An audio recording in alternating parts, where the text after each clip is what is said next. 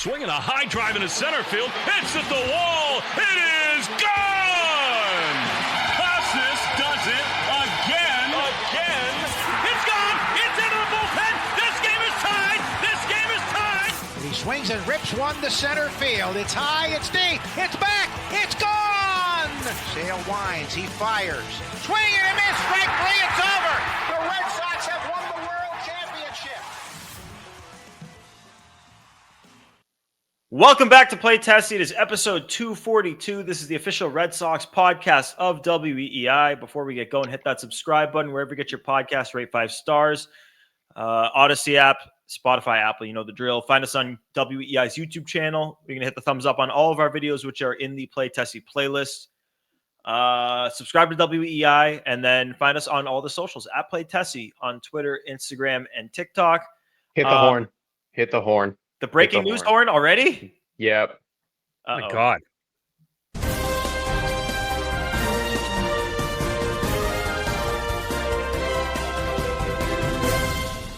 The Arizona Diamondbacks have traded Josh Naylor to the Seattle Mariners. God damn. No way. Oh, I'll be right back. Oh, true. Yeah, he's got to tell. Yeah, so that blows. Yeah, that stinks. We were gonna talk some Josh Naylor today. We were. Yeah, we were. Okay. Well, I'll finish the intro and then I guess we could. Yeah.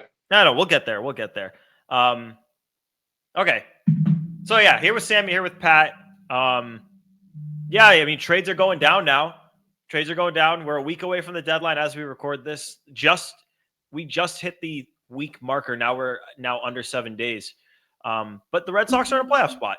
And they're coming off a couple of rough series, 2-4 since the All-Star break. I get it. They didn't hit the ball well in either series. And, specifically in this series, really until it took Jesus Luzardo falling apart on the mound to give the Red Sox life, and JT Realmuto dropping a pop-up. I get it.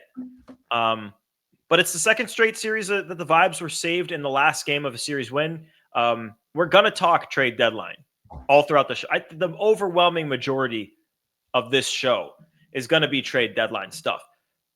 But before we talk about trade deadline stuff, we should give a vibe check. I feel like people are conflicted with how to feel right now, because people are conflicted with we just had one of the games of the year and the Red Sox won it.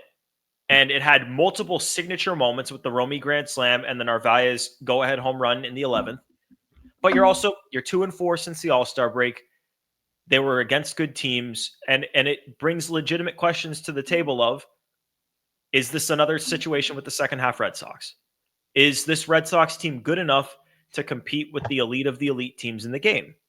And then if the answer to that second question is no, then your next question, because a lot of people, if the answer is no to that, they'll say, okay, well, if you can't win the World Series, then you should sell. Then the question becomes, is there value in simply making the playoffs, even if you're going to be an early exit? To which I want to give you guys the floor, but to me, my answer is a resounding yes. And I think the last crop of prospects that came up have been hurt by the fact that they didn't make the postseason. Brian Bayo, Tristan Casas, Jarren Duran, I get, was on the 2021 roster, but he didn't play in the postseason. Like, these guys definitely could have used playoff experience, and I want that for Anthony and Meyer and Campbell when he comes back. I want it for Narvaez, for this group. So I do think there's value in it. But let's get a vibe check before we get to the trade deadline stuff. Like, Sammy, how are you feeling about where the Red Sox are right now? And yeah, vibe check going into the playoffs. Is there value in just making the playoffs if that's what this team is going to do? Sure. So I'll start with the vibe check. And I think this is where me being an elder statesman of the show kind of comes into play. If you take a step back and look at the Red Sox, they went on a 10-game winning streak before the All-Star break. They came back. They played two of the best teams in the entire league on the road. They didn't win either series, but they didn't get swept in either of the series either. Yes, it was frustrating with the offense. Yes, the pitching didn't look as good as it did before the break. But again, look at these offenses. Cubs offense, Phillies offense, both ridiculous. It's not that crazy that they didn't look unstoppable like they did against the Rockies and the Nationals. How soon we forget the opponents. So big picture, I feel exactly the same about this Red Sox team. It's the same team from before the break where we were saying, yeah, a great winning streak, but look who you're playing. same concept. Yeah, you lost 2 series, but it was on the road against 2 of the best teams in Major League Baseball. Fine. Yes, they showed some blemishes with the pitching. Giolito didn't look as good as he did in the first half in his first 2 starts. In the second half, little things like that. Chapman, who's been almost perfect this year, gives up a home run to Real Muto. But Gordo, like you said, they end that not so good road trip on a high note. Maybe the highest of high notes. I wouldn't say it was the game of the year, but it was damn close. That was an outstanding game, start to finish, start behind the 8 ball with Giolito. Not what you want to see. They fight back. There's something fun about watching the Red Sox when they're behind. I don't know what it is. When they're behind and they're clawing their way back into a game, there's something extra exciting about it. Yeah, you don't want to be in that spot, but, this is a team that's capable of making comebacks, and we've seen that all year. So, to answer your question, I feel the same. And is there value in making the playoffs? Your second question, yeah, absolutely. I'll use a different sport for an analogy. The Celtics, if they didn't play the Warriors and lose in the finals 2 years before they won the championship, I would not have felt nearly as good about their chances to beat Dallas. And yet when they went to play Dallas, I felt, all these guys have all been here before. They have the experience. Yes, different sport, sure, but same concept. They whooped the Mavericks. So I think if the Red Sox get in the playoffs, there's value because A, experience, B, it's baseball. You never know what happens. So even if you don't think this is a World Series team, I still think it's worth buying. And we'll dig into that later in the show about the specifics. But yeah, same team, feel the same. Yes, there's value to make the playoffs. There you go. Pat, I want to get your take, but first, remember last year they had a 6-game road trip just following the All-Star break, and they went 1-5. In the final game of that road trip that they flew back on, they got absolutely manhandled by the Colorado Rockies, and Reese McGuire got pwned by Cal Quantrill. So very different mindset, very different vibe on a flight home after a signature win like that compared to being pissed off that one of the Rockies pitchers called out your boy for jerking off in a parking lot. It's a very different vibe. But Pat, vibe check? Yeah, I've been saying it for 6 weeks. I'll give you my full verdict after it's the Dodgers series, actually. After the Dodgers series. As currently constructed, I don't think it's a playoff team. Oh. That being said, even marginal upgrades, they're a playoff team. I want more than marginal, obviously. But if you add somebody to replace one of Fitz or Beal at the back of the rotation, you add some form of a reliever and upgrade the platoon at first base even slightly, that's enough to get you into the wild card. But as of right now, I don't think they're a playoff team. That being said, if they do become a playoff team and they don't win the World Series, they don't get out of the wild card game even, I'm with Sammy. Making the playoffs this year is so incredibly crucial. A, because you have the guys like Marcelo and Jaron and Narvaez, all of these Crochet, getting all of these guys postseason experience will pay dividends down the road when it becomes more of a regular thing. That being said, too, I truly do think that there is some form of marketability to free agents and to trade partners when you are a playoff team. But it's also so much. It's so much about the kids, though. It is. It's everything. It's a stepping stone. I've been so frustrated by the amount of people I have seen still thinking that the Red Sox should sell, still thinking that the Red Sox should trade Aroldis Chapman. That's great, and it's not even just people stupid idiots on Twitter. It's people with legitimate platforms are saying this. To me, that's crazy. That is such a. I'm not saying that they're delivering a bad message, but I'm saying if the Red Sox front office traded veterans on this team, that doesn't count the outfield surplus because hopefully if you're doing that, you're adding in other areas. If you traded Aroldis Chapman, we don't need to go down this rabbit hole because we have a ton to discuss today. But if they did that, that would be the worst message that you could send to an up and coming group. I cannot believe there are still people saying that. I agree. Hey, and Pat brought up a really good point as far as prospective free agents. Look at it this way. There's 2 Boston Red Sox. There's the playoff Red Sox 2021 and 2018 where Fenway's hopping. Great vibe around the city. If you live in Boston, you know exactly what I'm talking about. And then there's the sad Fenway Welcome the visiting team to take 2 out of 3 from us. The Fenway experience. The fans are angry at you. The media is negative. Winter couldn't come soon enough. That kind of Red Sox, which everybody knows what I'm talking about when I bring up those kind of Red Sox teams. So I think if you're a free agent, especially like a young guy who hasn't won a World Series yet, and you see the Red Sox just made the playoffs, and they have Roman Anthony, Marcelo Meyer.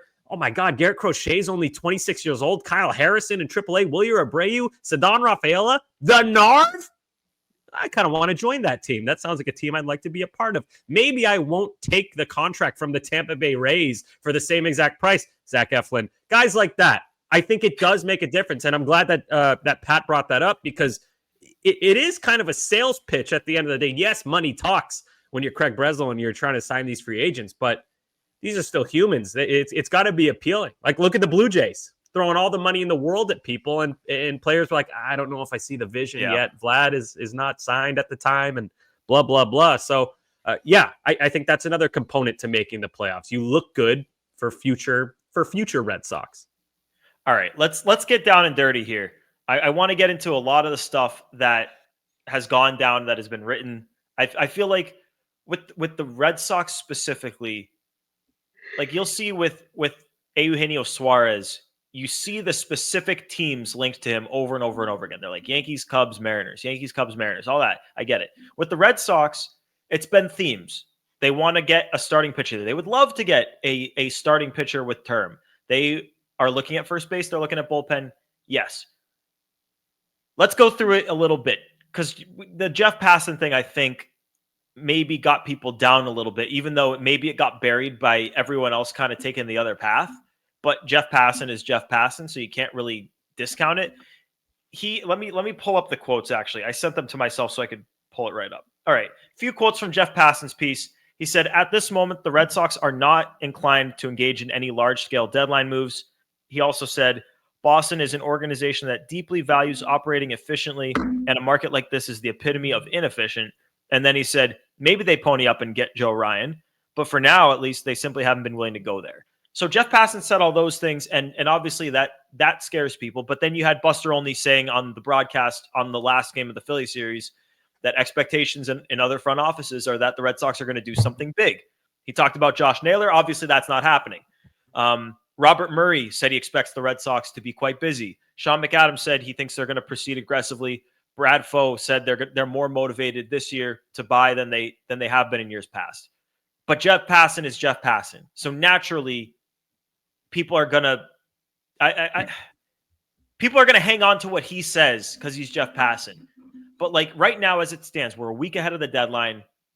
Let's just get general feel. Like how aggressive do you think the Red Sox are going to be? Pat, I want to start with you. How aggressive do you think the Red Sox are going to be going into the deadline?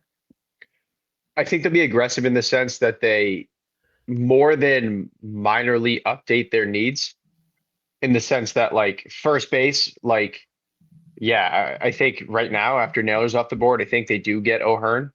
I don't see them going out and paying the deadline price for Joe Ryan or Chris Bubich or any of those guys. But I do think they get like a meaningful rental upgrade over Dick Fitz.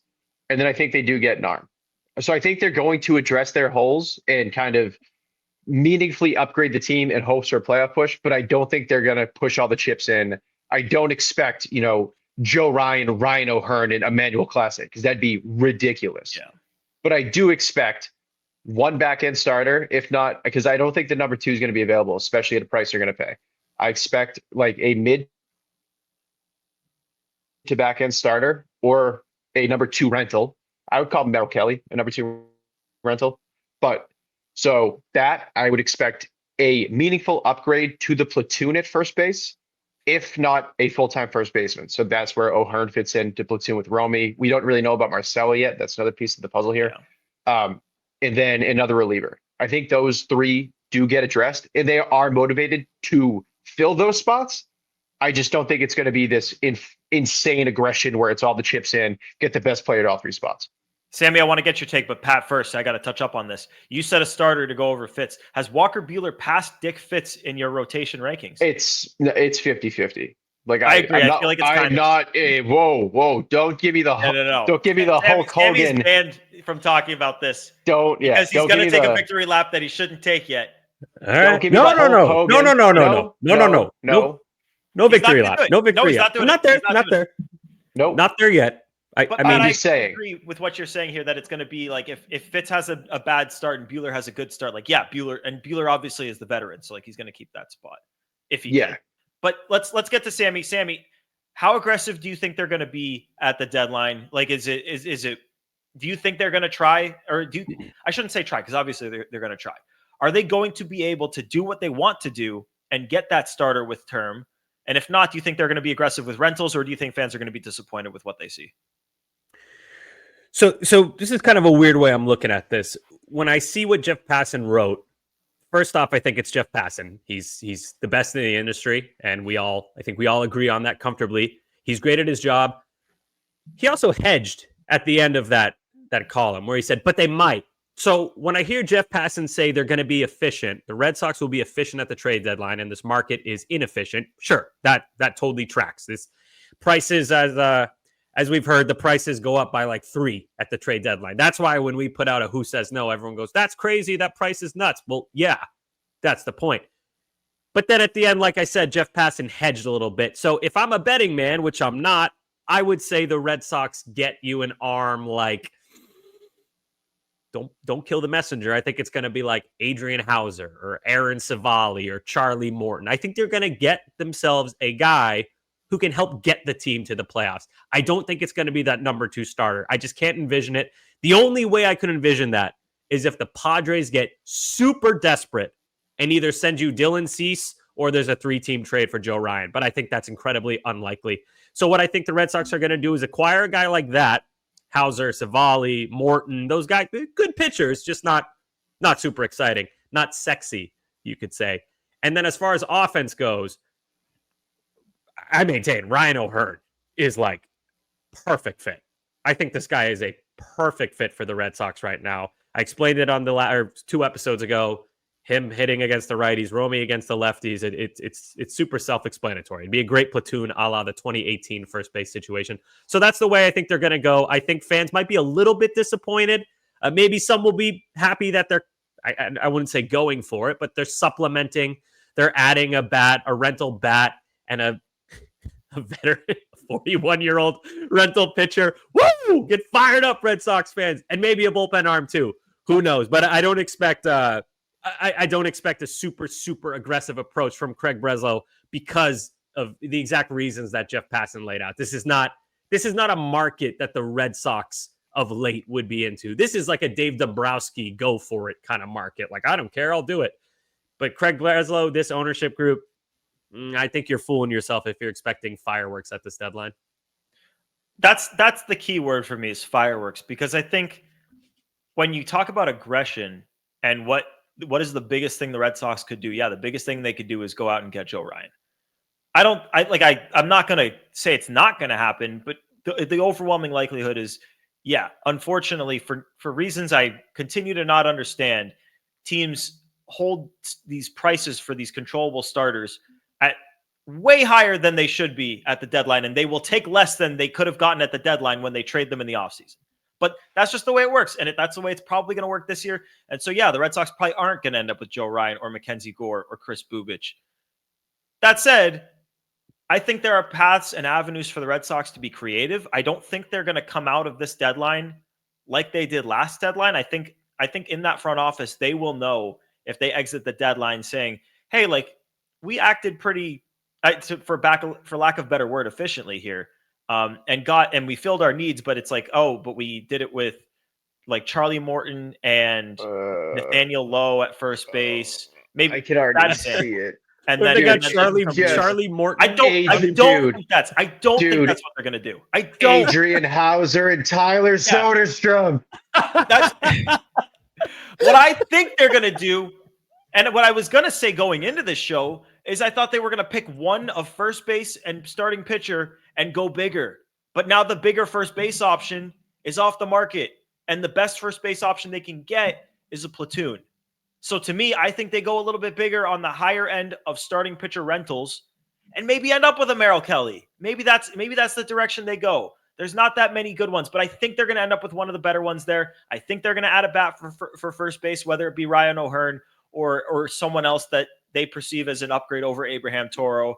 And I think they're going to get an arm for the bullpen. And the arm that I would get for the bullpen, I texted this in the group chat to you guys yesterday.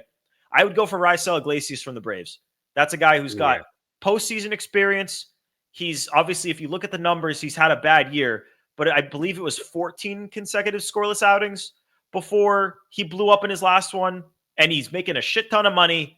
And so he's not going to cost a ton in the range of prospects because it's a guy who hasn't had a great year and is making a lot of money. So go spend your prospects to get yourself the starter and get creative and use your financial might to fill in the other holes. That's where I would go there. And that's what I'm going to predict that they do. Even if it's not the controllable starter that we all want. Be reasonable and trade me fucking Joe Ryan. God. Yeah, pay somebody to fill your holes. Yeah. Yeah. Yeah. Be really funny is if they got Charlie Morton and Carlos Santana, who combined are 70 years old. That would be great. And then trade for Rich Hill. No, I'm not gonna do it because I actually wouldn't hate that deadline. I think I could talk myself into Morton, and I have talked myself into Carlos Santana, even though I feel like we haven't heard his name at all. But I have talked myself into it. Honestly, you look at it this way.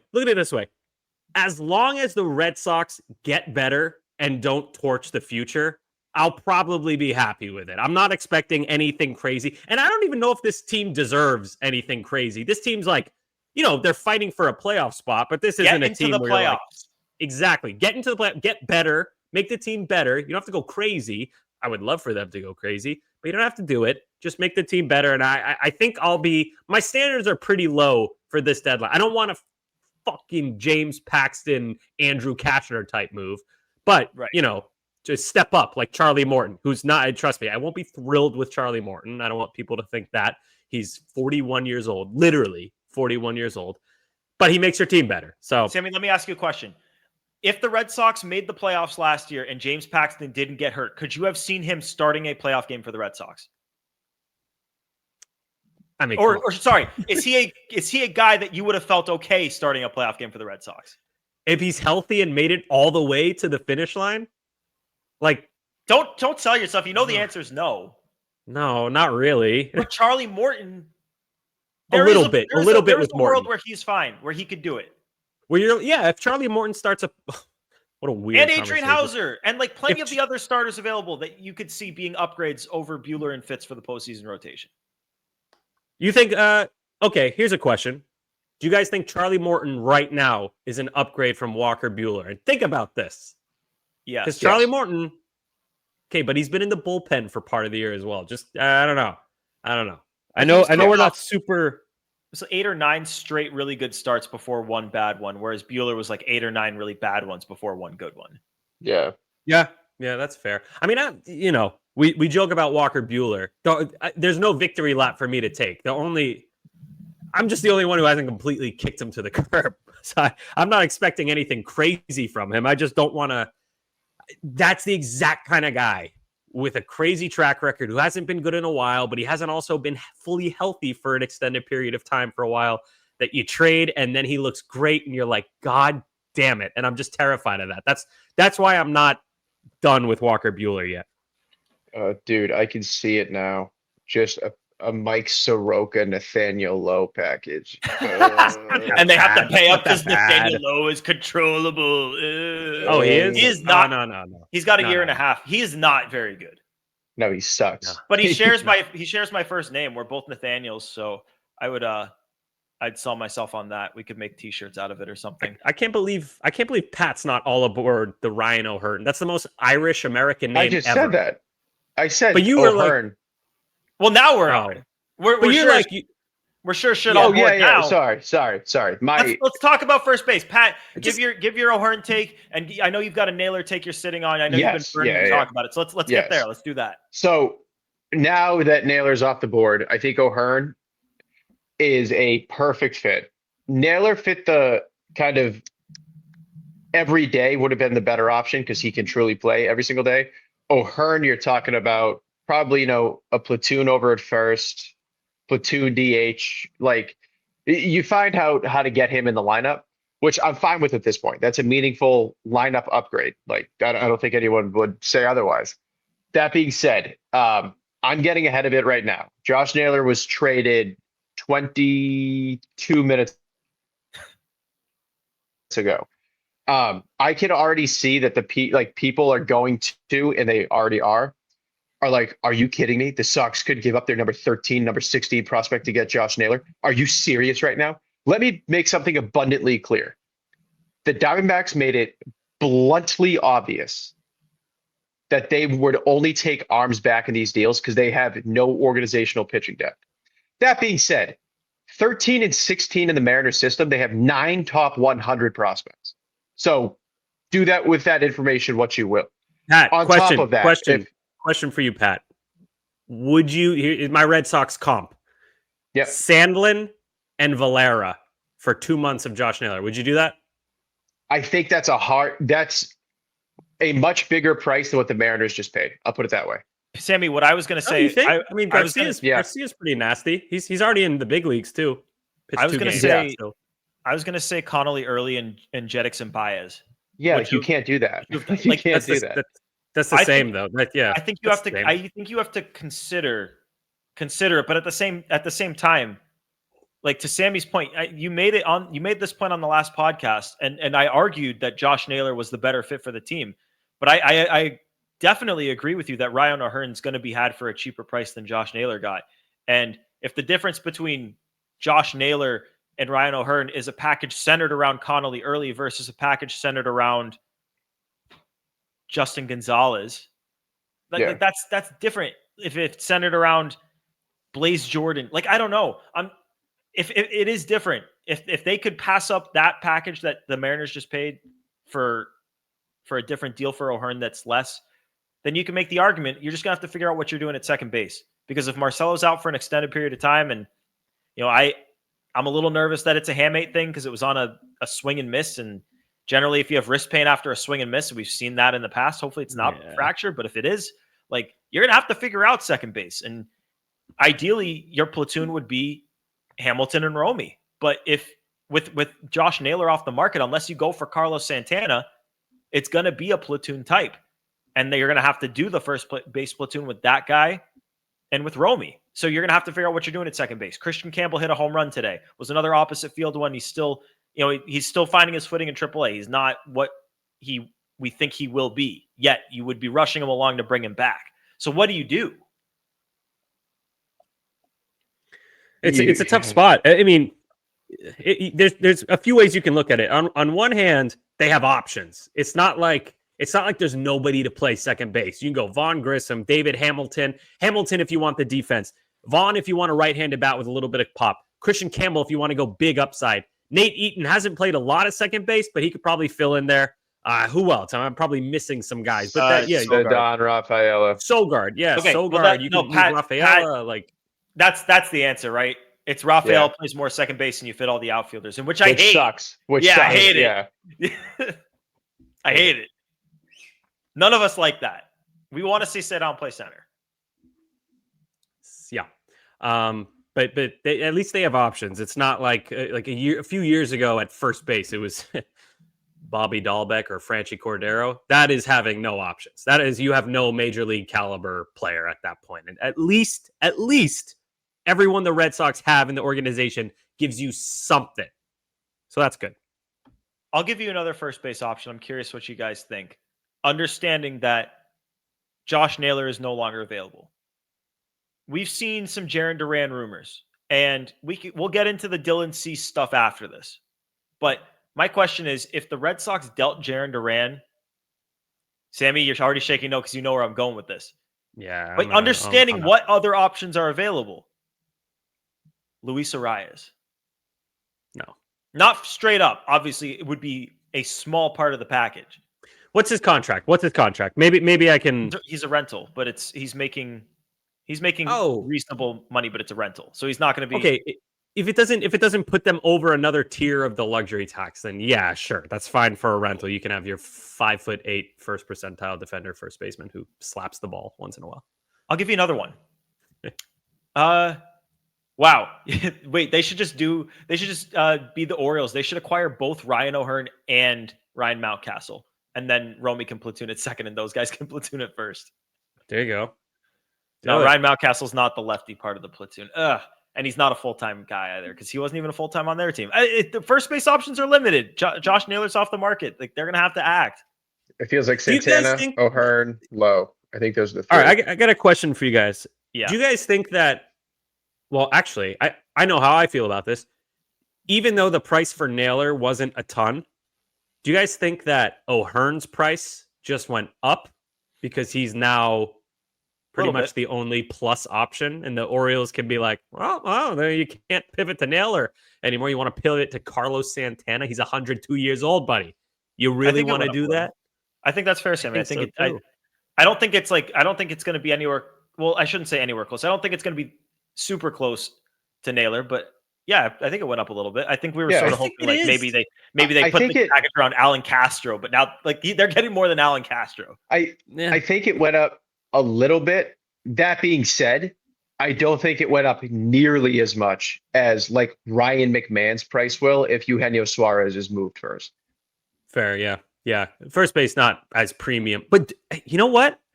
That's a good point. I wouldn't be shocked if Ryan O'Hearn goes for more than Josh Naylor just went for. Because platoon, like we talked about this 2 episodes ago, platoon-wise, like it is a lot closer than people think. Josh Naylor is not good against left-handed pitching. He's barely better than Ryan O'Hearn. And defensively, O'Hearn this year, pretty significant edge. And I know it's first base. People don't care as much about first base defense. But if we're comparing these two guys, you have to mention it. And then against righties, it's, again, not that far apart. And I know Naylor has more of a track record. If you want to sign a guy long-term, you're probably going with Naylor. But both rentals in the year of 2025, I don't know. I think O'Hearn might even go for more than what Naylor just went for. I don't think he's going to go for more, but I do think his price went up. And they're going to have to pay it because, I mean, Pat, you said it. O'Hearn, Santana, Lowe. Pick your poison. I don't think the Red Sox should be paying up for an extra year of Nathaniel Lowe, who is not having that good of a year. So it's now basically, if you don't get Ryan O'Hearn, you've got to make sure that you're the team that gets Carlos Santana. And if the Guardians play well, maybe he comes out, maybe he's not even on the market. So like, yeah, like it's kind of put up or shut up time. Maybe they could put together a deal for Santana and Shane Bieber. I mean, there was like that little who put that out there, the Shane Bieber thing that they'll list on Bieber. Was it Heyman? I don't remember, but someone prominent put it out there, and we know the Red Sox. I'll find it. The Red Sox wanted Shane Bieber in the offseason. I believe it was before they signed Patrick Sandoval. So it's not to say like, oh, well, they really wanted him then. They must really want him now. It would be another rehabbing guy, but it could be interesting if you wanted to package him together. But I do want to get into some of these starters. What do you have, Sammy? Oh, okay. I was going to throw out one other name as like a fringe. Actually, no. Never mind. This doesn't make sense. It was Passan. Okay, there you go. Passan was the Bieber nugget. I was going to say Luke Raley, but because he was like a killer of righties when he was on the Rays, but he hasn't been as good with Seattle. And he's on a rookie deal, so it doesn't really matter that he's team control, but not the most exciting option. I mean, there's been time like Steve Pearce wasn't an exciting option, and look what happened. Like, it's really up to the front office to know who's going to be. Like, they thought they were getting creative with Danny Jansen last year. It didn't work. They got creative with Steve Pearce in 18, and it worked wonders. They got creative with Kyle Schwarber in 21. People were pissed about that. I wasn't pissed about that. I was like, oh my God, they got Kyle Schwarber. That's sick. Everyone else was like, he's hurt. Who cares? Yeah, but right. Like Kyle Schwarber. Yeah. And before we finish this podcast, we have to talk a little bit about Kyle Schwarber, but we'll get there at the end. Let's talk about the starting pitching real quick because there's been a bunch of rumblings, a bunch of reports. Dylan Cease, you have, let's see, Buster Olney said the Red Sox have talked about him and said he has a good chance to move. Joel Sherman said just as such that the Red Sox have been in touch and that he thinks there's a good shot he moves. John Heyman called it a longer shot, but did say that the Red Sox have been in touch there. So there is a lot of tentacles to this Dylan Cease thing, connections to the Red Sox. We know that he's been connected to the Red Sox both in the past, this offseason as a trade candidate, and back when he was with the White Sox before he went to the Padres. I remember they asked like Brian Bayo plus for him back then, which was a non-starter for the Sox. So you had Dylan Cease, and I'm going to connect it with Seth Lugo because he's also a rental. And to me, and Ken Rosenthal's Seth Lugo hypothetical was Jarren Duran to the Royals, Seth Lugo and prospects to the Red Sox. And he made note that people like their catching prospects. The Royals' only 2 top 100 prospects are both catchers. So I think a deal for Dylan Cease would look pretty similar. It'd be Duran to the Padres, who could not love Jarren Duran more if they tried. Duran there, Cease and prospects back to the Red Sox, or in my previous hypothetical, Cease Arias prospects back to the Red Sox. Probably not what the Padres are going to do because they're trying to make it to the postseason. But are you guys, first of all, let me ask you who you like better as a rental, Cease or Seth Lugo? And B, are you a fan of that form of a trade? If the Red Sox took a little bit less in the return in terms of prospects, but got a rental starting pitcher who could presumably start game 2 of a postseason series? In a vacuum, I think I like Cease more, but if you're getting from the Royals, if you're getting Blake Mitchell or Carter Jensen, dude, you got to do that. You got no catching depth whatsoever. It's the Narv and then the Grand Canyon and then Connor Wong. So I like, dude, if that's a possibility, you got to do that. That's unbelievable value, and it makes you better now and in the future for the Royals trade I'm talking about. It could be the same with the Padres too if it's Ethan Salas. Like the Red Sox could just be in on catching prospects here. Yeah. I'm not super high on Ethan Salas for a kid. You know, when you're a kid, you like fall off your bike, you bounce back in 2 seconds. Ethan Salas has been hurt for like a year and a half, and he's only 17 or 18. Kind of freaks me out, and he's never hit well at all. I know he hasn't barely played as a pro, but I think the safer bet would be one of those Royals guys. I know Ethan Salas is like the sexy name because he's been around for a couple years. He was drafted super young, so the expectation was super high. But these Royals guys, man, Blake Mitchell's the better catching prospect. He's only in high A right now. Carter Jensen is next year. He'll be major league ready. You got him, the Narv, and Wong. All of a sudden, you have okay catching to Brandon in the minors as well. Good bat.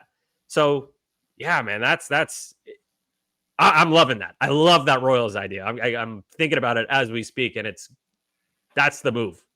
So you would do that over a Dylan Cease equivalent, even though you said you like Cease more in a vacuum, which I think is fair. I think that's a fair take.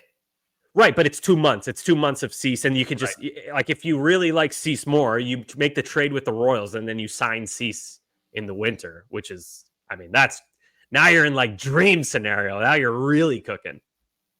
Pat, what do you like better, Padres or Royals there? Oddly enough, I think I like the Padres better, and it's not because of Salas. I think it'd be the add-ons to Cease. Like if you could get Cease, Jeremiah Estrada, if one of the like Bateman or I can't think of the other one's name right now. Cash. But like yes, Cash Mayfield. Thank you. If you could get like Cash Estrada Cease for Duran and like a throw in, I like that better. I like that way better because catching prospects freak me out. Like I mean, look at Adley. Adley sucks now. Like it's just such a coin flip with them. Like it's so hard. I think the add-ins is better on the Padres side, but if you're truly pinpointing one prospect, then yeah, it's the Royals. It's interesting because I feel like if you looked at, let's just take the prospects out of it and point to Dylan Cease versus Seth Lugo. If you just hear the names, fans would always 99% of the time they'd point to Dylan Cease. Seth Lugo, for now 2 straight years, has been better than Dylan Cease, and you're going after a rental, right? So it's not like you're going after 3 years. Obviously, we love Dylan Cease's stuff, and he's much younger than Seth Lugo. If they were both under contract for 3 years, yeah, you'd probably go with Dylan Cease, try to fix him up, make him a better version of himself because his FIP, his peripherals, they're still good. Dylan Cease is going to be a good pitcher moving forward, but for the remainder of the year, you could make the argument. I would make the argument that Seth Lugo is the better fit, and the only reason it gives me pause is if he gets hurt, he's got that poison pill player option in his contract that Dylan Cease does not. So I would probably lean Royals in that sense. But in terms of the prospects, if we're taking that into account, I would lean Salas on the Padres. A, because of name value, because let's be real here, like this could be another trade chip because we think the Red Sox have their franchise catcher here. But B, if you've got a guy who you think could be your franchise catcher already, which we think in the NARV, you might as well chase ceiling. Like that's my thought there. Like go for broke. But it really should be, if you're trading Jarren Duran, it should be first and foremost, how are you making the team better this year? I don't think you could go wrong if it's either of those guys. But the other option, they're both great. They're both great options. Yeah. There's both great options. Gordo, both rentals. It's flawed. Gordo, real quick before we move on, part of the reason I like the Royals is what Pat just said. Look at Adley Rutschman. Like he looks like a different guy. He looks terrible nowadays. I really like the NARV. We all love the NARV, but it's Major League Baseball. Things happen. I don't think after a few months of watching him in the big leagues, we can be like, this is the guy 100%. At the very least, it would be good to have a guy, behind him in that depth chart just as like a safety net. And I think the more I look, if you do Seth Lugo and Carter Jensen, you could have that kid up next year. And I love that, man. And Jensen, left-handed bat, Narvaez right-handed bat. That's a great young platoon that you can work with for a long time. Yeah, and people will say, well, why would you get a top catching prospect when you have Narvaez? I firmly believe in Carlos Narvaez as this team's franchise catcher. I think he's that dude. I think both the talent you see on the field and the person you see off the field is that guy. But the best teams have multiple catchers that you can throw out there whenever you want and keep both of them fresh. Both of them can hit. Both of them can catch the staff well. Maybe they have specific pitchers they work with. Like, yeah, they do need long-term a better second option than Wong. We probably won't get into backup catcher trade stuff today just because we're running on time. And I don't think we've heard very much in that realm. But the other thing we heard from in the Passan article was he kind of snuck it in there. Like, I feel like you'd have to be reading the whole thing to find it. But he listed Jarren Duran as the best fit for the Reds and sort of suggested that Andrew Abbott could be a guy who could maybe fit what the Red Sox are looking for that pitching ad. If they're trading Jarren Duran, they'd love to get that starting pitcher. Maybe Andrew Abbott could be that guy. He's controllable, I believe, for 4.5 years? He's a free agent after 29. Okay. So 26 or 7, 28, 29. So 4.5 years. 20 long term. 29. He's had an all-star season. He's had a terrific season. Jarren Duran alone is not going to be enough at this point, in my opinion, to get Andrew Abbott. But let's talk about it in a vacuum. Is that a framework you like? And if it is, do you like it better? Sammy, you just raved about the Royals framework. Do you like it better than that Royals framework? No. I prefer the Royals framework just because I think that sets you up. Yeah, because it sets you up to, you have the rental this year with Seth Lugo. You got the catcher. Season's over. You either extend Lugo or then you can go out and get that number 2 starter. So you can have more in the pretty short term with the Royals trade. That said, Andrew Abbott, this guy does not get nearly the respect he deserves. It's very obvious why. He doesn't have a big fastball. It's not a bad fastball. In fact, it's a really good fastball. It just sits around 92.5 miles an hour. Still gets a lot of chase, doesn't give up hard hits. His changeup. You guys see Christopher Sanchez the other night pitching against the Red Sox, dominating? Not the same, but Andrew Abbott has a changeup just like that. It's nasty, a different attack overall. But the changeup, I'm saying, is great. So a guy like him, he slots in as your number 2 starting pitcher, and the way he attacks is that'll age well. I know he's only 26, so we're not really thinking about him aging yet. But if you extend this guy, it's someone you can feel good about for the long term because he's not relying on velocity. He doesn't walk a lot of guys, 79th percentile for that right now. K rate, he's right in the middle, 49th. So it's not like he doesn't strike anyone out. He gets his fair share of strikeouts, just nothing crazy. So I think I might put that trade over the Padres hypothetical we've gone over. So I'd go Royals trade, Reds trade for Abbott, and then Cease Padres Salas trade. They're all great, but I think this one, Abbott, would be the my second best option right now. I'm interested. It's fascinating to me that you didn't have it as your first, because in our group chat, you said it right here, very big on Abbott.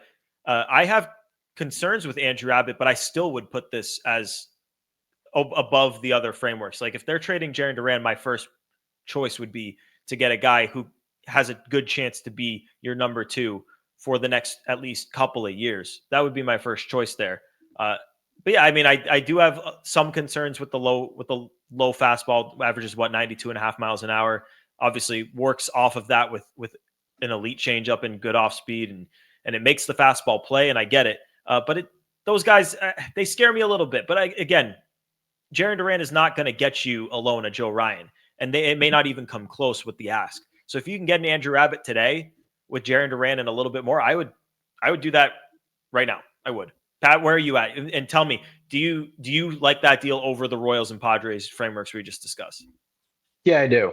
I love pitchers of like Abbott's mold, like the Lugo, Fried, like those guys, the finesse pitchers age so well because they don't rely on velo. Like the second they lose velo, it's not like they're prone to letting up contact now. Like they were never velo guys. They were always location, finesse. Like I like that package way more than Cease, way more than Lugo.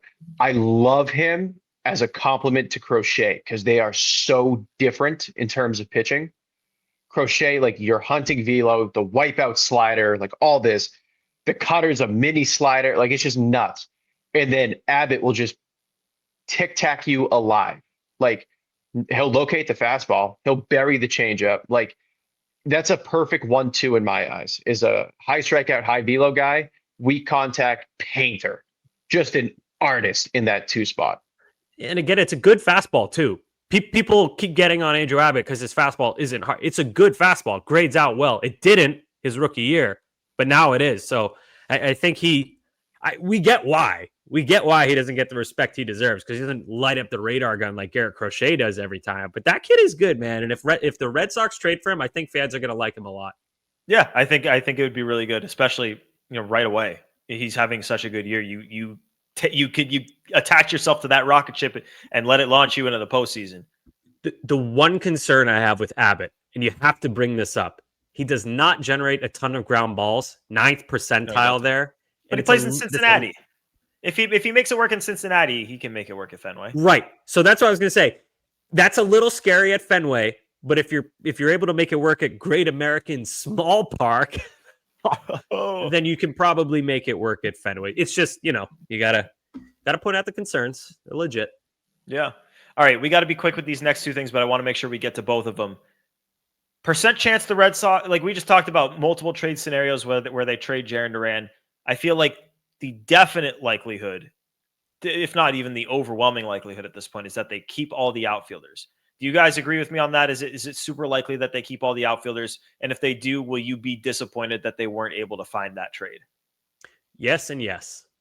2 yeses. I think I'll say 65% sure they keep all the outfielders. So just still a decent chance they move one, but strong lean towards keeping all of them. And I will be disappointed because I don't think Jarren Duran's value is going to go up anymore. Surprise, surprise. That's the outfielder I think should be moved. And you could say the same thing about Wilyer Abreu. If that's the guy you want to be moved, half a year less of team control, value's probably not going up. He could also go off and just be some freak of nature, maybe make his value go up. But Jarren Duran, almost definitely, his value is never going to be higher. So if you're not moving him now, I'm like, but then, But no, Sammy, I agree. I agree with you. It's 2 yeses. It's 2 yeses. It's definitely 2 yeses. Not to speak out of both sides of my mouth, though, I also don't want the Red Sox to give Jarren away for some crappy return. So I respect it's their job to find that move. It is their job to find this move. Sure. I'm just saying I respect how difficult the situation is, but I would be a little bit disappointed if they kept all of these out. Not because I don't like any of them, not because they're not good players. It's just a really weird roster right now. And I still can't believe they didn't address this in the offseason. We touched on this 47 times that they have a lot of outfielders, and we were like, well, they're being cautious, and now it's coming back to bite them. Well, I think it's even more likely I think I'm going 80% chance they keep all the outfielders just because of how seemingly unlikely it is that a guy like Ryan and Gore is going to get moved. And I do think that when it's all said and done, the Red Sox probably want to end up with one of those guys to deal a Duran. So but to me, I would be disappointed that they didn't find an avenue to take that surplus, to take that guy on the bench every night that doesn't help you and turn it into something that can. So simple as that. I'd be disappointed. Pat? Yes and yes. Gordo, you alluded to it earlier, and it's no different between starting pitchers and position players. They can set their price right now. You can always come down for that price and take a serviceable deal. You're not setting the Mackenzie Gore, the Joe Ryan. That bar is way too high. Jaron is not getting the return that those guys are getting.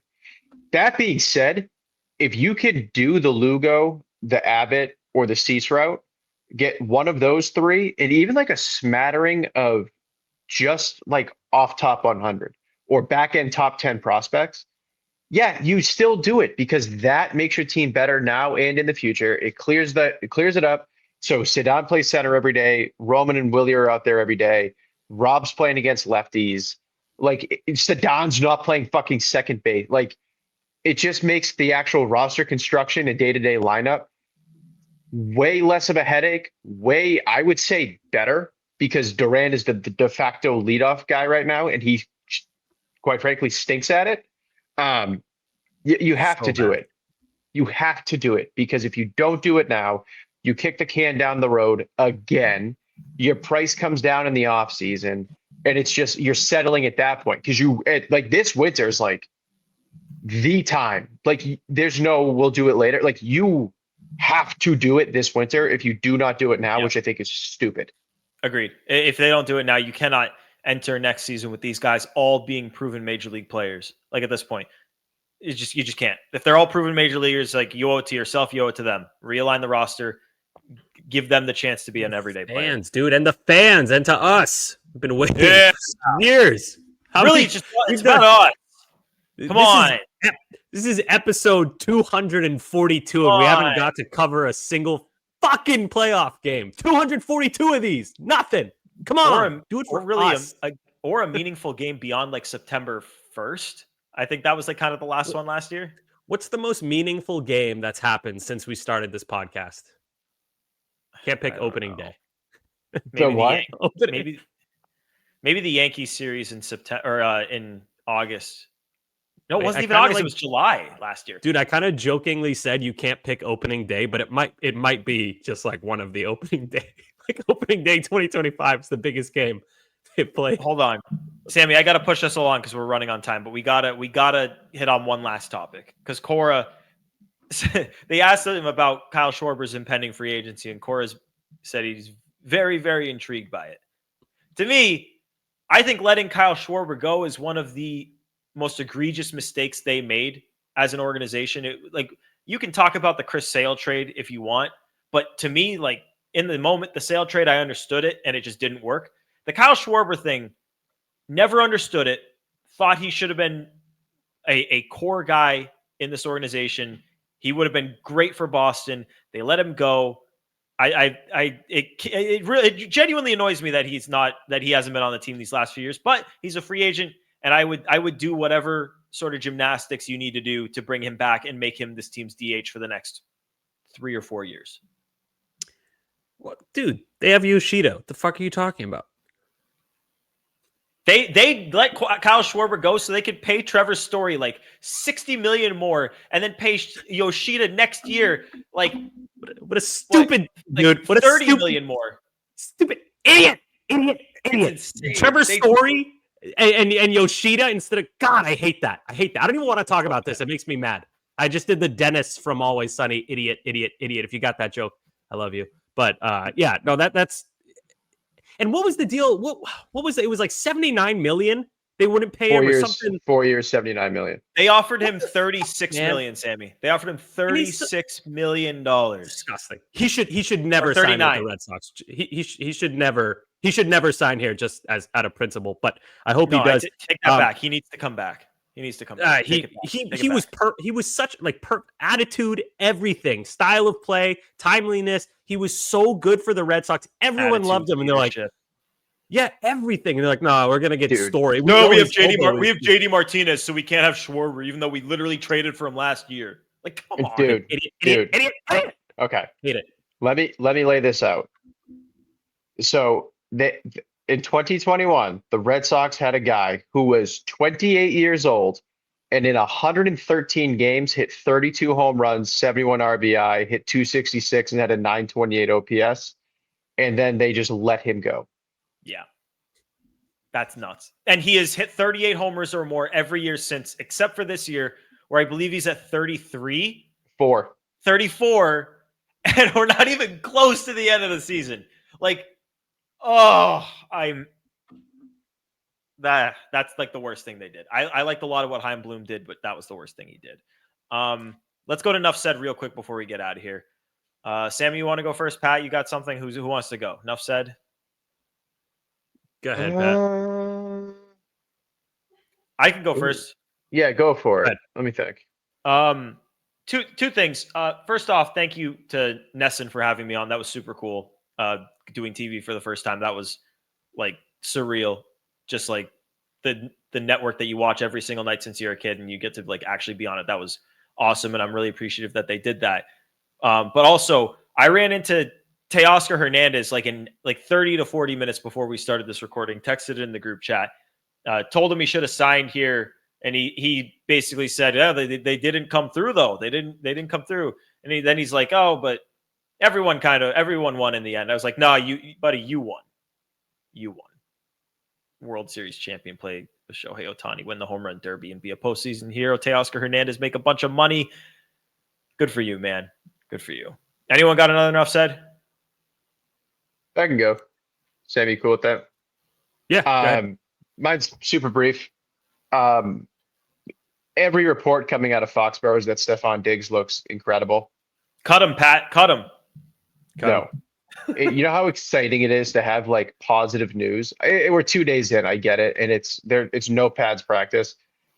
But like this time last year, people like Jalen Polk was dropping balls, Javon Baker was useless. Like it's so refreshing that Stephon Diggs actually looks like a good wide receiver.